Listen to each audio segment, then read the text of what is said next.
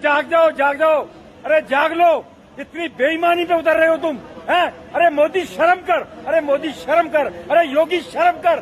Public के साथ इतना बड़ा धोखा, प्रशासन को इस तरह की भुट्टियां दे रखी हैं। ये देखिए, ये देखो पब्लिक देखिए कितनी परेशान है यहाँ। ये देखिए, ये ट्रेन खड़ी है, ट्रेन को भेजा गया कि ये दिल्ली जाएगी और इसको लाकर के कानपुर रोक दिया गया। ये योगी शर्म कर ले, ये मोदी शर्म कर ले। ये शब्द मेरे नहीं, ये शब्द हैं एक स्नानार्थी के, एक 60 साल के बुजुर्ग के, जो व्यक्ति प्रयागराज के महाकुंभ में स्नान करने गया था, संगम में डुबकी लगाने गया था। और अगर देखा जाए तो धीरेन्द्र शास्त्री के अनुसार मोक्ष की प्राप्ति के लिए गया था। सरकार ने दम्भ भरा कि हमने 13,000 ट्रेनें, इस देश के रेल मंत्री ने ये कहा पार्लियामेंट में कि हमने महाकुंभ के लिए 13,000 ट्रेनों का इंतजाम किया, स्पेशल ट्रेनों का इंतजाम किया। लेकिन उसकी जो हकीकत है, उसकी एक वानगी वीडियो में देखिए पहले आप। ये 60 साल के बुजुर्ग ये बताने के लिए काफी हैं कि महाकुंभ में किस तरीके के इंतजामात हैं, किस तरीके की व्यवस्थाएं हैं, और जिस तरीके से पूरे महाकुंभ में अफरा तफरी का माहौल बना हुआ है। लगभग 4-5 बार वहां आग लगी हुई है, भगदड़ में कई हजार लोगों की जान चली गई। उसके बावजूद भी सरकार सिर्फ और सिर्फ झूठ बोलने में मशगूल है, यथार्थ सत्य जनता से दूर है। अगर देखा जाए तो मीडिया इस समय गुणगान करने में लगा हुआ है। मेन स्ट्रीम मीडिया की अगर बात करूं तो वो गुणगान में लगा हुआ है। अगर देखा जाए तो दैनिक भास्कर को अगर मैं छोड़ दूं, TV9 भारतवर्ष को अगर मैं छोड़ दूं, इन्होंने अभी थोड़ी सी गर्मा बनाई हुई है, क्योंकि देखा है कि जब से सोशल मीडिया का दौर बढ़ा है, सोशल मीडिया का क्रेज बढ़ा है, चीजें मेन स्ट्रीम मीडिया से पहले सोशल मीडिया में आ जाती हैं, वायरल हो जाती हैं, तो उनको झूठ फैलाने में अब परेशानी होने लगी है। और यही कारण है कि अब मेन स्ट्रीम मीडिया धीरे धीरे अपनी लाइन पे आने लगा है। आप अंदाज लगाइए किस तरीके से देश के रेल मंत्री ने पार्लियामेंट में झूठ बोला और कहा कि हमने 13,000 स्पेशल ट्रेनों का इंतजाम कर दिया। 13,000 ट्रेनें महाकुंभ के लिए स्पेशल चलेंगी, जो पूरे देश से प्रयागराज के लिए जाएंगी। लेकिन वास्तविकता जो हकीकत है, ये बुजुर्ग चिल्ला चिल्ला के जो कह रहे हैं, एक बार सुनिएगा।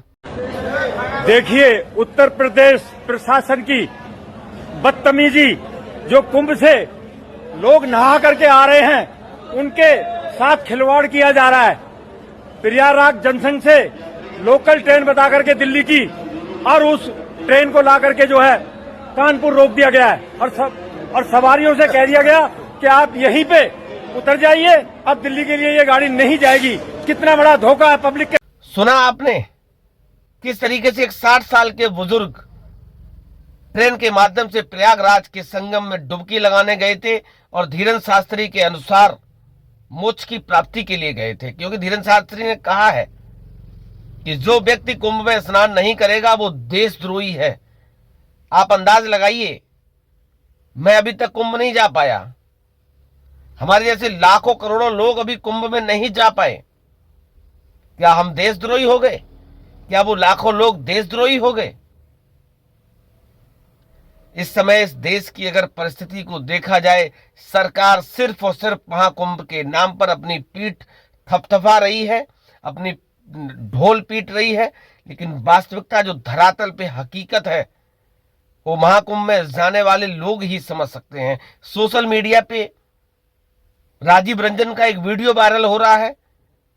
लगभग 20 किलोमीटर पैदल चलकर महिला, अपने सर पे महिलाएं बैग बोझ लाद कर 20 किलोमीटर लंबा सफर कर करके महाकुंभ पहुंच रही हैं, वहां से वापस आ रही हैं, और वो वहां की हकीकत को बयां कर रही हैं।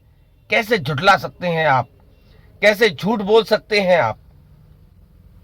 अगर देखा जाए तो भक्त मंडली भी इस समय मशगूल है सिर्फ और सिर्फ झूठ बोलने के लिए। अगर महामंडलेश्वर की मैं बात करूं तो अवमुक्तेश्वरानंद ने काफी हद तक महाकुंभ की जो व्यवस्थाएं थी उनकी पोल खोली है। सोशल मीडिया के उन जाबाज सिपाहियों ने, उस जाबाज सोशल मीडिया क्रिएटर, यूट्यूबर्स, पत्रकारों ने महाकुंभ की जो हकीकत है वो देश और दुनिया के सामने लाने का भरसक प्रयास किया है। और यही कारण है कि इस समय सरकार के सामने जवाब देते नहीं बन रहा है। अखिलेश यादव ने कई बार कहा, जब पहली बार भगदड़ हुई थी, लोगों की जान गई थी, अखिलेश यादव ने स्पष्ट रूप से कहा कि कुंभ की व्यवस्थाएं अगर नहीं संभल रही हैं तो सेना के हवाले कर देना चाहिए। और अंतोगत्ता सरकार को वही करना पड़ा और सारी व्यवस्थाएं सेना के हवाले करनी पड़ी। कई टुकड़ी सीआरपीएफ, आर्मी के जवान वहां पहुंचे हैं और व्यवस्थाओं को संभाल रहे हैं। अगर यातायात की बात करूं तो कई किलोमीटर लंबा जाम है। लगभग प्रयागराज के आसपास जितने भी जिले हैं, चंदौली, बनारस, आजमगढ़, मऊ, बलिया, देवरिया, कानपुर, लखनऊ, जितने भी जिले हैं, सारे जिलों में टोल नाकों पे कई किलोमीटर लंबा जाम है। और यातायात के बाद अगर ट्रेन की मैं बात करूं तो ट्रेन की स्थिति कितनी भयावह है, ये वीडियो इस बुजुर्ग का ये बताने के लिए काफी है कि वास्तविकता सरकार ने किस तरीके के इंतजामात किए थे। बने रहिए वीडियो में हमारे साथ।